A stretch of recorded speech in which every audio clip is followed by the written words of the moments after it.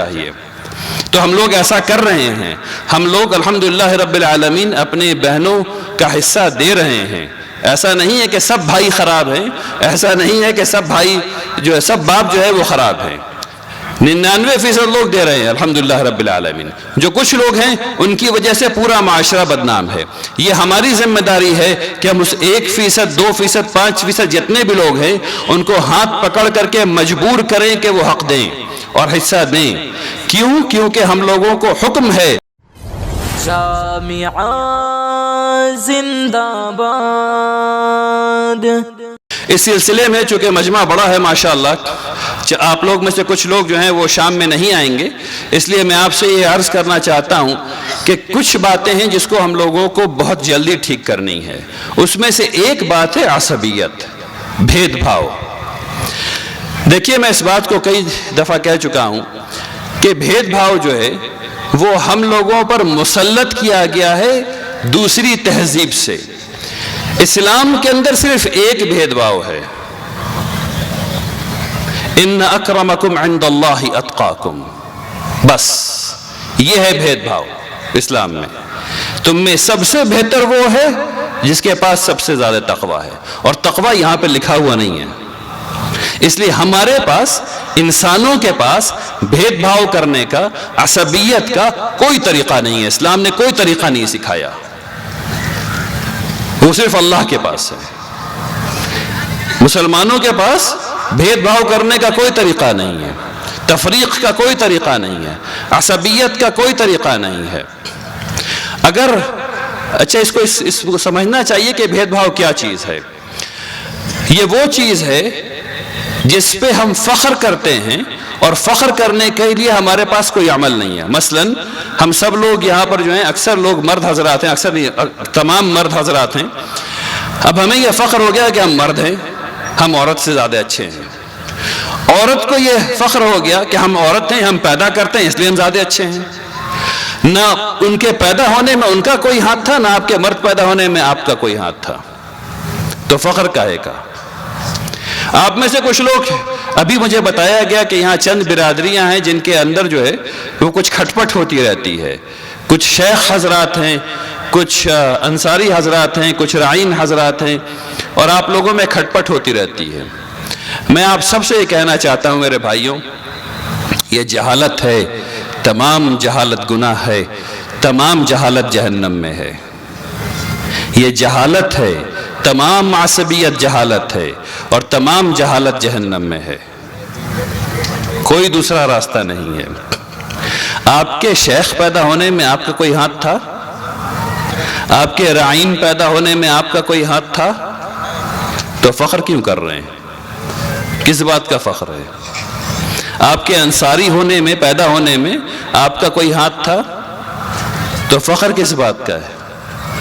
یعنی یہ شعور، یہ فیلنگ کس لیے ہے کہ ہم سب سے اچھے ہیں؟ کیا آپ نے پڑھائی کر لی ہے؟ کیا آپ نے تفسیر پڑھ لیا ہے؟ کیا آپ نے قرآن پڑھ لیا ہے؟ کیا آپ نے NCERT کی کتاب پڑھ لیا ہے؟ کیا آپ نے سائنس میں کچھ کر لیا ہے؟ کیا آپ نے اپنے گھر کے سامنے کی نالی کو صاف کر لیا ہے؟ کیا آپ نے مسجد کے بیت الخلاء کو صاف کر لیا ہے تاکہ آپ کے دل میں وہ فخر پیدا ہو سکے؟ ہاں، یاد رکھیے، مسجد کے بیت الخلاء کو جس دن صاف کیجئے اس دن آپ کے دل میں فخر آنا چاہیے انشاءاللہ. اچھا والا فخر، خراب والا نہیں. لیکن مسجد کا بیت الخلاء تو ہم صاف نہیں کر رہے، اسے مہتر آ کے صاف کرے گا. یہی ہو رہا ہے نا؟ تو یہ تو غلط ہو رہا ہے. جس دن مسجد کا بیت الخلاء صاف کر لیجئے اس دن دل میں بات یہ آنی چاہیے کہ ہاں کچھ اچھا ہو گیا ہے. اس کے علاوہ یہ تمام چیز وہ ہیں جو رسول اللہ صلی اللہ علیہ وسلم نے اپنے آخری خطبے میں اپنے پیروں تلے کچل کر کے ختم کر دیا، تمام عصبیت کو ختم کر دیا.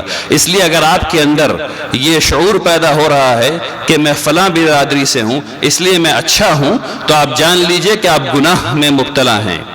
اور اللہ کے پاس صرف ایک قسم کے قلب کی قبولیت ہے، اور وہ ہے قلب سلیم جس میں کوئی کھوٹ نہیں ہو. اگر آپ کے دل کے اندر کھوٹ ہے تو وہ کھوٹ اللہ کو قبول نہیں ہے، اور یہ کھوٹ ہے. اب آخری بات سنیے، وقت زیادہ ہو گیا ہے. تعلیم کے سلسلے میں یہ علاقہ تعلیم کے سلسلے میں بہت پچھڑا ہوا ہے. مجھے آج صبح یہ بتایا گیا کہ یہاں تقریباً ہر بلاک میں بہت کم بچے ایسے ہیں جو 10ویں جماعت پاس کر پا رہے ہیں. یہ ناقابل قبول بات ہے. وہ لوگ، وہ قوم جس کے نبی کے اوپر پہلی آیت جو نازل ہوئی اس کا پہلا لفظ اقرأ بسم ربک الذی خلق ہے، پڑھو. پہلی آیت، پہلا لفظ پڑھو.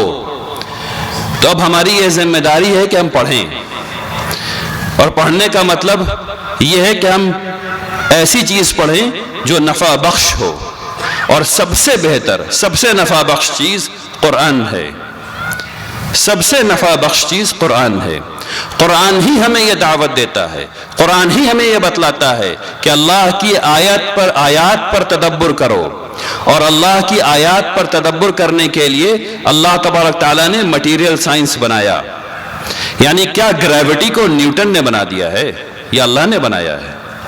سوچئے، تمام چیزوں کی تخلیق کیا انسان نے کر لی ہے یا اللہ نے کی ہے؟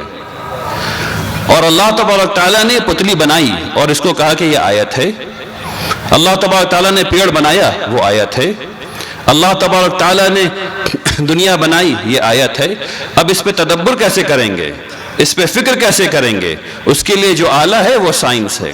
لیکن سائنس کو کیسے سمجھیں گے؟ قرآن کے نقطہ نظر سے سمجھیں گے. اس لیے سمجھیں گے کیونکہ اللہ سبحانہ و تعالیٰ کی رضا حاصل کرنی ہے. جو فرق ہے اس کو سمجھیے. مٹیریل سائنس اپنے آپ میں صرف یہ بتاتا ہے کہ یہ کیسے چیز کام کیسے کر رہی ہے. قرآن کے نقطہ نظر سے وہ اللہ کی معرفت تک پہنچتا ہے. تب یہ دیکھتا ہے کہ اچھا میری دنیا میں کوئی حیثیت ہی نہیں ہے.